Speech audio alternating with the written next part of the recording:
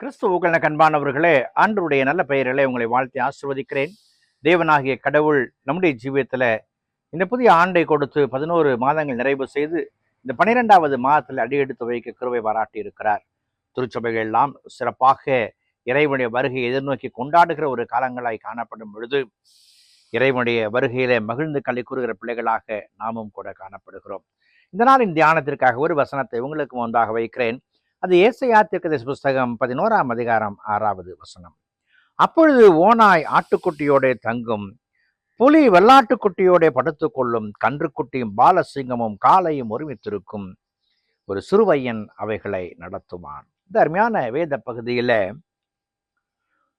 இயல்பு நிலைக்கு மாறான காரியங்களை பார்க்கிறோம். It's abnormal in nature.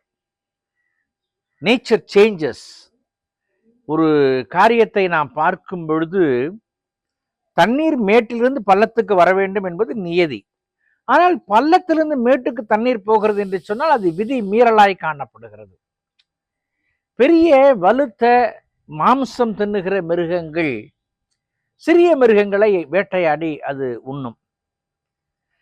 ஆனால் அந்த நிலையை ஆண்டவர் மாற்றுகிறார் என்று சொல்லி இங்கே நாம் பார்க்கிறோம். பாருங்கள், ஓநாய் ஆட்டுக்குட்டியோடே தங்கும். இது நடைமுறை சாத்தியமா என்று சொன்னால் நிச்சயமாக இல்லை.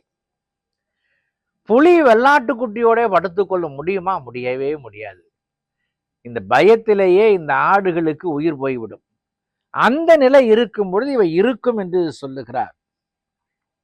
எப்படி இதை கொண்டு வருகிறார் என்று சொன்னால், நடைமுறை சாத்தியமில்லாதவற்றை நடைமுறைக்கு கொண்டு வருவதற்கு, பாவத்திலே ஊறி கிடக்கிற மக்கள் அதிலே அழிந்து விடாதபடிக்கு இருக்க, பாவத்தை தான் ஏற்றுக்கொண்டு சுமக்கிற ஆண்டவராகிய கிறிஸ்து பாலகனாக பிறந்த மாதமாக இந்த மாதம் காணப்படுகிறது.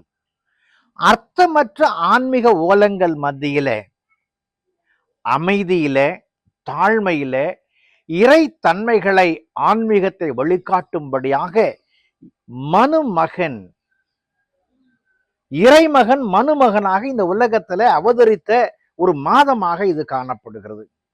இங்கு வரும் பொழுது நடைபெறுகிற நிகழ்வு என்ன என்று சொல்லி நாம் யோசிப்போம் என்று சொன்னால், இறைமகன் பிறந்தபடியினாலே உறவு, நல்லிணக்கம், ஒப்புரவு இவற்றின் ஆழங்களை மையமாக கொண்டு கொண்டாடுகிற ஒரு காலமாய் காணப்படும். இயல்பு நிலை மாறும் பொழுது ஏற்படுகிற மகிழ்ச்சியின் வித்துக்கள்.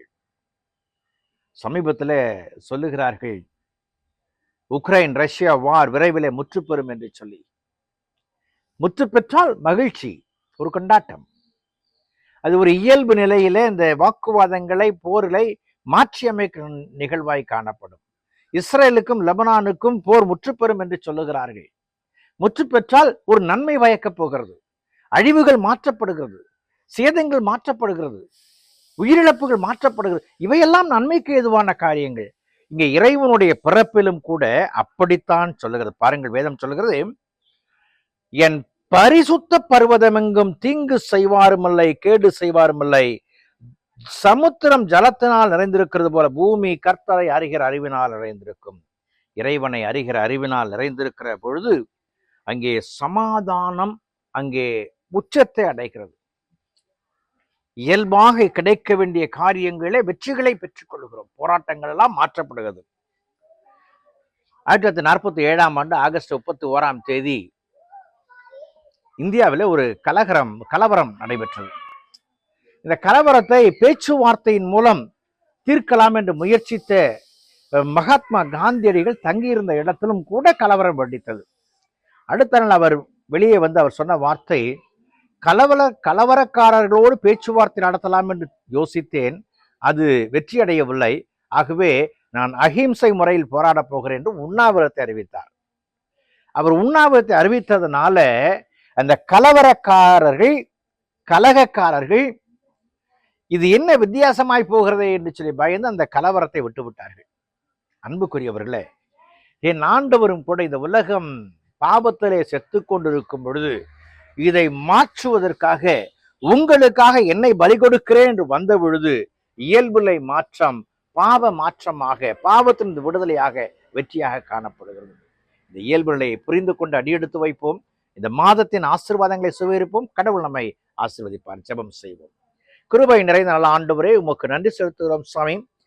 இந்த உலகம் சீர்கெட்டு இருந்த பொழுது அந்த இயல்பு நிலைகளை மாற்றும்படியாக, பரிசுத்த பருவதமாய் மாற்றும்படியாக இந்த உலகத்தில் வந்தீர். அதற்காக ஸ்தோத்திரிக்கிறோம். உங்களுடைய பிள்ளைகளாகி நாங்கள் அந்த சூழலை கொண்டாட உதவி செய்யும். இயேசுவில் ஜெபிக்கிறோம். ஜெபங்கள் பிதாவே, ஆமென்.